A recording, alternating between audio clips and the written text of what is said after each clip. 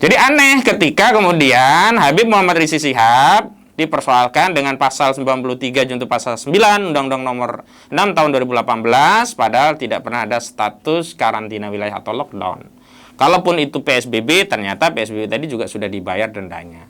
Lalu di mana letak unsur pidananya yang belum selesai gitu. Tapi sekali lagi karena ini tadi saya bilang ini persoalannya adalah politik bukan penegakan hukum, maka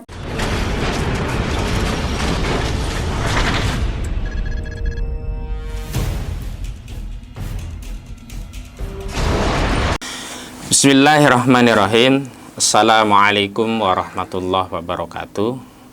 Pemirsa yang dirahmati oleh Allah Subhanahu wa taala, sebelum kita membahas masalah hukum yang akan kita urai pada kesempatan podcast kali ini, saya ucapkan permohonan maaf sekaligus selamat kepada seluruh kaum muslimin menjalankan ibadah puasa yang insya Allah esok akan kita jalankan. Mudah-mudahan Ramadan ini kita bisa tuntas melaksanakan ibadah, dan mudah-mudahan Ramadan ini dapat mengangkat derajat dan kita menjadi predikat hamba Allah yang bertakwa. Amin ya rabbal alamin. Pemirsa sekalian, dimanapun yang saat ini dimanapun berada, kita mau bahas tentang kasus Habib Muhammad Rizik Syihab. Kasus apa itu? Tentu kita sudah tahu, yakni kasus yang saat ini perkaranya disidangkan di Pengadilan Negeri Jakarta Timur. Oke, saya tidak akan membahas kasusnya, tapi saya akan membahas kerangkanya dulu. Pertama, publik tentu banyak bertanya, ini benar nggak sih ini kasus hukum atau perkara politik? Yang kedua, apa sih yang menjadi masalah di dalam kasus ini? Pemirsa sekalian, saya mau katakan saya lebih senang menggunakan pendekatan deduktif. Saya beri kesimpulan di awal, baru saya merinci dengan berbagai argumentasi tentang apa yang saya simpulkan di awal. Saya ingin katakan kasus yang menimpa HRS ini adalah kasus politik, bukan kasus hukum. Jadi isu yang terjadi adalah perseteruan politik, bukan penegakan hukum yang dilakukan oleh aparat penegak hukum. Dari mana? Ya, kita bisa lihat dari dua fakta yang terjadi pada kasus Habib Muhammad Rizik Syihab. Yakni apa? Yang pertama, adanya fakta kriminalisasi. Apa sih kriminalisasi itu? Seolah-olah kan sekarang lagi seksi itu kata-kata kriminalisasi. Sederhananya begini, kriminalisasi itu suatu peristiwa yang sebenarnya bukan kejahatan, tapi dipaksa menjadi peristiwa kejahatan.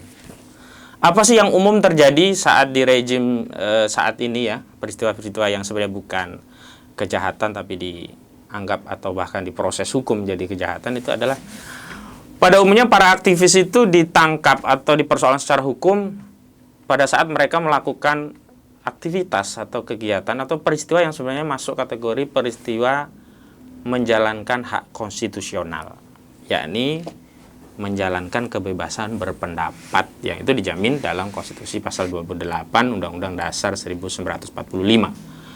Jadi selama ini banyak tuh aktivis yang ditangkap-tangkapi, ya kan? Sebenarnya dia hanya menjalankan aktivitas konstitusional, yakni menyampaikan pendapat, yang pendapat ini dijamin oleh Konstitusi Pasal 28.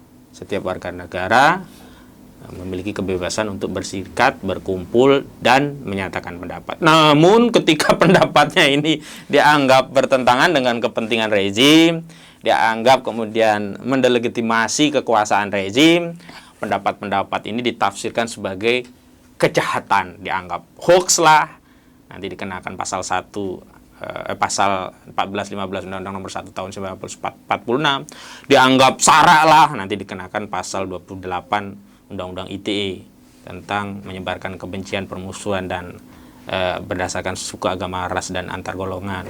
Dan dianggap mencemarkan nama baik lah, nanti dikenakan pasal 27 Undang-Undang ITE. Dan dianggap nanti melawan penguasa lah, dianggap makar lah, dan macam-macam. Jadi peristiwanya sebenarnya peristiwa menjalankan hak konstitusional untuk menyampaikan pendapat. Tapi oleh rezim, menyampaikan pendapat ini dilabeli kejahatan. Kemudian keluar tuh pasal-pasal. Yang paling sering adalah pasal ITE, Undang-Undang Nomor 19 Tahun 2016, yang merupakan perubahan Undang-Undang Nomor 11 Tahun 2008. Khususnya pasal 27 ayat 3 dan 28 ayat 2, junto 45 ayat 3 dan 45 ayat 2. Ini yang banyak. Kemudian menjerat Kusnur, Ali Baharsa, termasuk juga Jumhur Hidayat, Anton Permana, dan lain-lain. Itu kriminalisasi. Yang kedua, diskriminasi. Apa sih diskriminasi? Diskriminasi itu sederhananya ya membedakan perlakuan, tidak fair gitu. Pilih kasih, tebang pilih, pilih tebang. Jadi kalau yang satu melakukan tindakan kriminal diangkut, yang satu dibiarkan. Kenapa? Ya karena yang satu temannya, yang satu lawannya. Yang lawan diangkut, diperkarakan, yang kawan dibiarkan, bahkan dilindungi. Ada nggak kasusnya begitu? Banyak sekali. Kawan-kawan saya di AAB itu, Aliansi Anak Bangsa, dan Korlabi, Koordinator Lapor Bela Islam, itu sudah banyak melaporkan Ade Armando, Victor Leskodat, Denny Siregar, bahkan Said Akil Siroj, dan terakhir kabarnya Kiai Said Akil Siroj mau dilaporkan lagi tuh, gara-gara mempersoalkan dosen yang mengajarkan akidah nanti akan menjadi teroris begitu. Nah, faktanya tidak pernah diproses begitu. Tapi ketika laporan ini yang kontra rezim nih, yang paling kita kenakan kasusnya almarhum Ustadz Maher At-Tuwailibi, itu kan hanya akun tweet menanggapi apa yang selama ini dituduhkan kepada dirinya, dianggap dirinya itu kemudian mencemarkan nama seorang tokoh, Habib. Padahal tokoh tadi tidak membuat laporan. Padahal kalau tercemar harusnya deliknya pasal 27, pencemaran Undang-Undang ITE. Tapi yang dipakai pasal 28. Kenapa dipakai pasal 28? Yang pertama, biar tidak butuh laporan, sehingga bisa diproses langsung tanpa ada laporan. Yang kedua apa? Biar bisa langsung ditangkap di penjara. Karena pasal 28 itu ancaman pidananya 6 tahun. Beda dengan pasal 27 Undang-Undang ITE. Ancamannya 4 tahun. Kalau ancaman cuma 4 tahun, kepolisian tidak punya wewenang untuk menahan tersangkanya. Maka yang paling sering dijadikan langganan itu pasti pasal 28. Baik dengan pasal 27-nya atau 28 saja. Karena kalau cuma pasal 27 yang dipakai, itu nggak seksi. Kenapa nggak seksi? Nggak bisa untuk nahan. Kriminalisasi, diskriminasi. Yang terjadi pada Habib Muhammad Rizik Syihab, yuk kita lihat. Yang menjadi dasar pokok dakwaan jaksa mempersoalkan Habib Muhammad Rizik Syihab itu adalah apa? Apa yang kita ketahui sekarang adalah yang dianggap, yang dituding Habib Rizik Syihab melanggar protokol kesehatan. Terkait apa? Kumpul-kumpul di Petamburan. Apa sih aktivitasnya? Di situ ada pernikahan putrinya dan juga ada kegiatan maulid. Apa pasal yang dituduhkan? Pasal 93 junto pasal 9 Undang-Undang Nomor 6 Tahun 2018 tentang kekarantinaan kesehatan. Berapa? Atau apa ancaman pidananya? Cuma 1 tahun sih, denda 100 juta gitu. Awalnya ini, tetapi karena pasal ini sekali lagi tidak seksi, dan sebenarnya ini juga bukan tidak kriminal. Karena apa? Kalaupun ini suatu pelanggaran, di dalam gendus delik pidana itu ada pidana yang terkategori kejahatan, ada yang pelanggaran. Nah, pelanggaran protokol kesehatan itu bukan pidana kejahatan, dia pelanggaran yang ada sanksi administratifnya. Apa sanksi administratifnya? Ada berupa denda. Apakah sudah diterapkan denda tadi? Ada, sanksinya sudah ada, sudah dibayar, sudah selesai. Artinya kalau kasus itu sudah dibayar dendanya kan selesai. Nebis in idem. Nah, nebis in idem. Tidak mungkin ada perkara diadili untuk 2 kali. Semua profesor hukum udah bicara kayak gini. Mahasiswa baru semester pertama juga sudah belajar tentang asas-asas hukum pidana, termasuk diantaranya adalah kehilangan kewenangan untuk menuntut perkara karena perkara sudah pernah diproses. Ini yang disebut dengan nebis in idem. Jadi nggak bisa diproses lagi. Dan itu memang kewenangan administratif ada pada pemerintahan daerah, dan pemerintahan daerah tidak punya kewenangan pidana, dia hanya bisa memberikan sanksi. Kenapa? Nah, kita urut lagi. Jadi ketika kita menetapkan bencana non alam pandemi di beberapa bulan yang lalu atau setahun yang lalu itu, kalau tidak salah Maret 2020 itu mulai diterapkan, meskipun pandemi COVID-19 ini kan sudah ramai sejak Desember 2019 begitu. Itu kita tidak pernah menetapkan nomenklatur karantina wilayah. Tidak pernah. Yang ada hanya PSBB. Pembatasan sosial berskala besar. Yang dulu oleh Pak Jokowi, presiden kita, akan didampingi dengan kebijakan darurat sipil, yang kemudian ada seorang aktivis memprotes, mengkritisi itu, yang justru dianggap menyebar hoak dan akhirnya divonis 1,5 tahun. Dialah Ali Baharsah begitu. Miris sekali, padahal dia hanya berpendapat. Sementara sumber yang dijadikan rujukan tidak pernah diproses. Kalau Ali Baharsah diproses menyebar hoak, kan sumber hoaknya dari presiden. Kenapa presiden tidak diproses?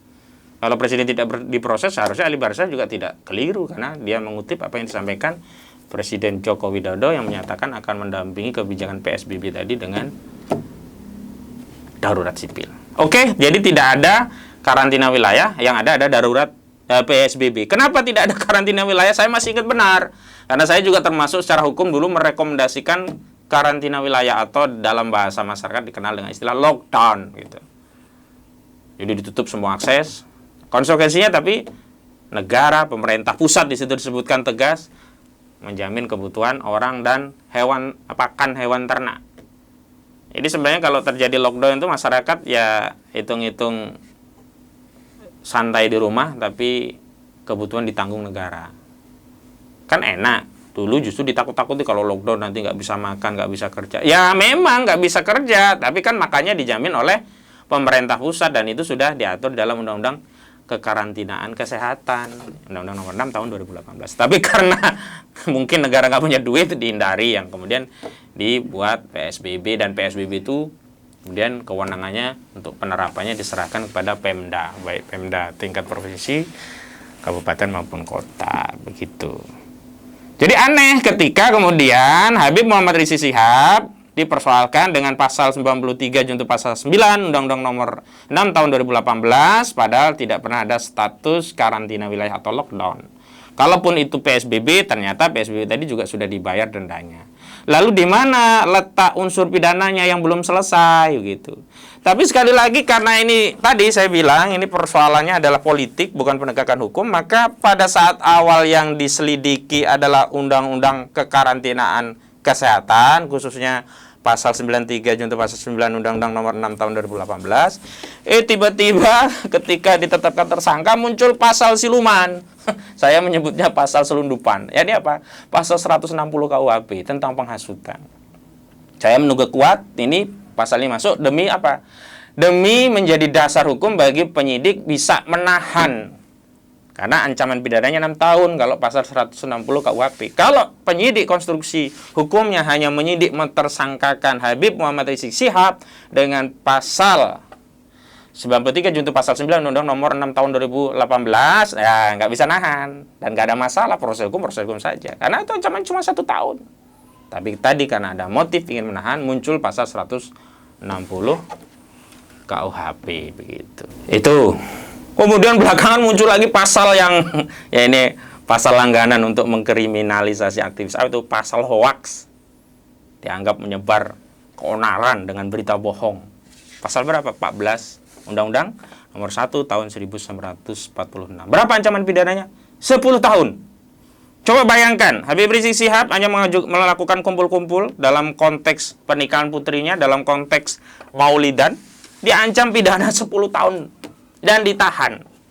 Sementara saya tidak tahu orang yang katanya anggota kepolisian yang menjadi tersangka pembunuh 6 laskar, tidak tahu saya pasalnya apa yang diterapkan, tapi katanya naik tersangka, tapi tetap tidak ditahan. Bagaimana mungkin ada kasus yang hanya kumpul-kumpul pelaku jadi ditahan, sementara pembunuhan yang jelas-jelas korbannya, pelakunya tidak ditahan? Apakah ini keadilan? Kita masih membahas tentang kriminalisasi. Dan muncul juga pasal 216 ayat 1 KUHP, dianggap melawan petugas, melawan orang yang punya kewenangan. Dalam konteks apa? Ya tadi menyelenggarakan kekarantinaan kesehatan. Ya ini pasal tambah-tambahan lah. Ancaman pidananya juga kecil. Cuman persoalannya memang ada motif untuk memberondong Habib Muhammad Rizik Syihab dengan sejumlah pasal yang nggak relevan sebenarnya dikenakan. Ya, kita terutama mungkin kalau kawan-kawan yang terbiasa menjadi dosen atau praktisi hukum gitu, tentu akan senyum-senyum saja dan langsung bisa membaca motif di balik perkara ini gitu. Ini bicara tentang kriminalisasi. Jadi saya ingin tegaskan dalam podcast kita kali ini bahwa semua peristiwa yang terjadi yang dijadikan dasar untuk menyidik Habib Muhammad Rizik Syihab bukanlah peristiwa pidana. Dia adalah peristiwa yang bagian dari hak masyarakat. Kalaupun ada seruan-seruan berkaitan dengan amar ma'ruf nahi mungkar, misalkan Habib Rizik Syihab kan dikenal dengan seruan revolusi akhlaknya. Loh, itu juga bagian dari hak konstitusional warga negara yang diberikan kebebasan oleh konstitusi pasal 28 itu untuk melakukan aktivitas menyampaikan pendapat. Bebas, dijamin. Mana mungkin berpendapat kok bisa menjadi kejahatan. Baik, sekarang kita mau mengulas tentang adanya diskriminasi. Nah, kalau diskriminasi itu non-imparsial. Jadi ada yang berpihak. Peristiwanya sama, bahkan yang satu lebih berat tapi tidak ditindak, peristiwa yang ringan justru ditindak. Apa perbandingannya? Ya, nanti adalah ditampilkan di layar ini. Banyak sekali. Contohnya, yang pertama, saya mulai dari putra Presiden Joko Widodo. Dulu juga melanggar prokes saat kampanye pilkada di Solo, saat pendaftaran calon, tapi juga tidak ada tindakan. Kemudian ada dalih pembenar, itu tunduk pada undang-undang pemilu. Bawaslu yang memberikan sanksi begitu. Loh, ini kan kita lagi pandemi. Virus corona kan tidak bisa milih. Apakah itu kumpul-kumpul pilkada, apa itu kumpul-kumpul maulid, apakah itu kumpul-kumpul nikahan, atau apakah itu kumpul-kumpul mabok-mabokan. Semua kumpul-kumpul kalau kita konsisten itu dilarang, bagian dari protokol kesehatan 3M, menjaga jarak, memakai masker, dan juga mencuci tangan. Di antara yang pertama adalah menjaga jarak atau istilahnya physical distancing. Ya, semua jenis bentuk kumpul-kumpul itu dilarang. Nyatanya tidak diproses, tidak sampai ditahan, status saja jadi tersangka enggak. Nah, yang kedua, levelnya saya agak turunkan. Mantunya Pak Presiden Jokowi, itu juga dalam konteks pilkada di Sumatera Utara, di Medan. Apakah ditindak? Silakan. Masih berceceran itu dokumen-dokumen sosial media. Ketik saja di Google pilkada Medan tentang pelanggaran prokes, nanti muncul. Di antaranya adalah yang dilakukan oleh menantu Presiden Joko Widodo, Bobi Nasution. Ya. Ada lagi nggak? Banyak sekali. Saya tolong nanti pemirsa untuk bantu ya, untuk mengingatkan kembali. Ada Raffi Ahmad, ada Ahok, ada Bambang Susatyo, ada nanti pernikahan yang di Madura, anggota PDIP. Ada yang paling kekinian itu pernikahannya Aurel dan Atta Halilintar. Ada juga anggota DPRD dari Kota Tegal yang bahkan bikin dangdutan saat itu ramai sekali. Tidak ditahan sampai hari ini. Tidak ada proses hukum. So, apakah ini keadilan? Tentu kita pasti akan menjawab ini tidak adil. Bahkan pada saat ramai-ramainya ulama umat Islam Habib Rizik Syihab dan EPI dan segala hal yang berkaitan dengan EPI justru dihororisasi, dikait-kaitkan dengan terorisme. Koruptor BLBI Samsul Nur Salim dan istrinya lepas di SP3 oleh KPK. Luar biasa. Tentu tidak ada orang yang tidak tersenyum. Saya bahkan tertawa terbahak-bahak. Kenapa? Alasan KPK demi kepastian hukum. Memangnya hukum itu ditegakkan hanya demi kepastian. Ada aspek kemanfaatan, ada aspek keadilan. Kalau kepastian hukum itu diberikan sebagai jaminan bagi seorang koruptor untuk bisa bebas cepat, bagaimana dengan rasa keadilan masyarakat? Terus apa manfaat negara menggaji KPK dengan biaya yang besar, fasilitas yang luar biasa, privilege khusus? Apa prevalensi yang khusus? Ya, misalkan KPK kan punya kewenangan untuk menyadap, penegak hukum lain nggak punya. Jadi sekali lagi saya ingin tegaskan, di kasus Habib Rizik Syihab itu bukan kasus hukum, dia adalah kasus politik. Yang terjadi pada kasus Habib Rizik Syihab itu adalah kriminalisasi dan diskriminasi. Karena itu saya menghimbau kepada segenap kaum muslimin untuk ikut membela kepada Habib Muhammad Rizik Syihab, karena begini, ini bukan perkara seorang Habib Rizik Syihab seorang, ini bukan perkara urusan FPI atau apa, kita sudah paham lah FPI sudah dibubarkan, tapi ini perkara berkaitan dengan eksistensi umat Islam, agama kita. Kenapa? Karena selama ini yang selalu disudutkan, yang selalu ditangkap, yang selalu dikriminalisasi adalah umat Islam. Umat Islam, baik tokohnya, ulamanya, aktivisnya, bahkan ajaran Islamnya. Demikian. Baik pemirsa, sekian saja dari saya. Mudah-mudahan kita ketemu di bincang-bincang podcast yang lain. Bukan bincang sih, saya bincang sendiri. Anda yang menyimak. Kalau Anda ingin ikut berbincang, tulis saja komennya di bawah. Demikian dari saya, kurang lebihnya mohon maaf. Assalamualaikum warahmatullahi wabarakatuh.